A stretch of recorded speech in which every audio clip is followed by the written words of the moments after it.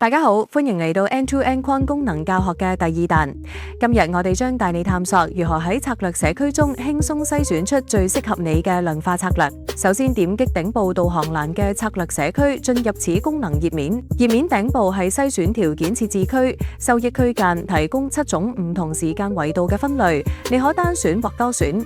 並自由設定具體收益率範圍，精準鎖定符合預期嘅策略。策略篩選則涵蓋5個唔同投資方向嘅維度，供你根據個人偏好靈活選擇。設置好篩選條件之後，點擊右上角嘅保存篩選條件，為你嘅專屬組合命名。保存後，呢啲條件會自動記錄喺我嘅條件中，未來只需一鍵點擊即可快速應用，無需重複設置，省時又高效。此外，仲提供2個額外篩選選項，股票類型處可選擇你感興趣嘅市場地區，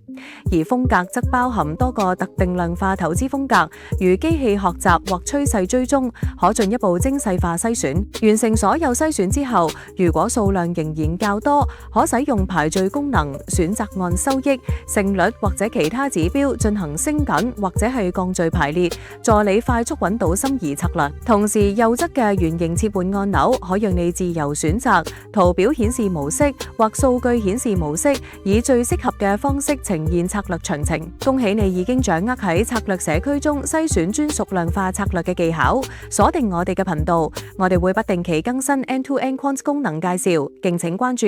End-to-End Quant 你嘅港美股 AI 量化助手。